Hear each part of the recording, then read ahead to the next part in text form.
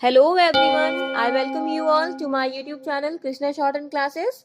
Today you will be given a dictation of Rajasthan High Court of 400 words at the speed of 100 words per minute. So get ready. 3, 2, 1, start.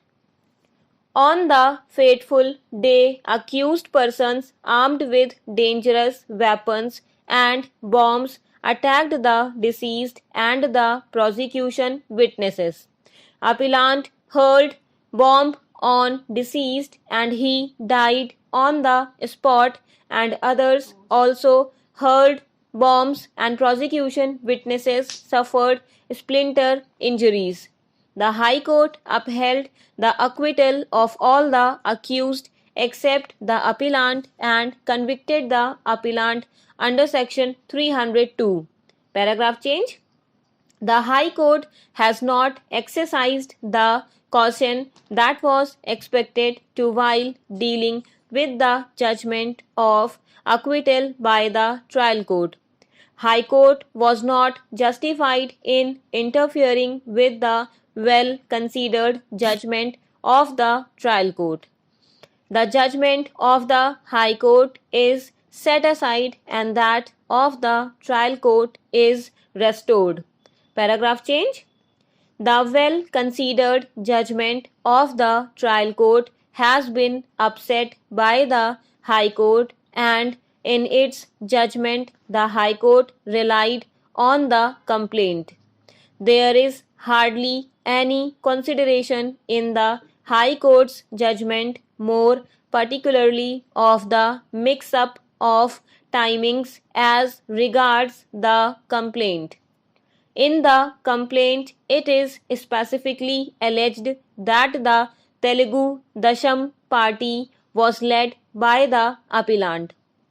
Both the parties had fought in connection with using the road, and the witness himself and his party people were accused in that case and were absconding. It is then suggested PW1 and other persons went to cart the paddy hay of RP, and while they were bundling the hay, the 16 accused persons came there and the appellant A2, A3 were holding bombs in their hands. It was the appellant who hurled a bomb on deceased. The said bomb exploded and deceased fell down and died on the spot. Then the others also started hurling the bombs.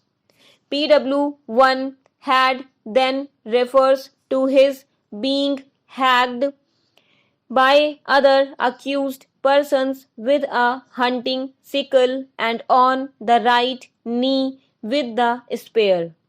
He then refers to an injury caused on his little finger because of the spear. He then refers to the police firing a gun.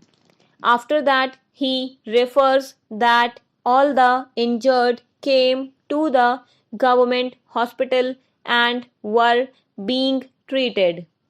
On seeing the evidence of PW1 in the light of evidence of PW14 head constable and PW15 circle inspector, the falsity of his evidence becomes clear.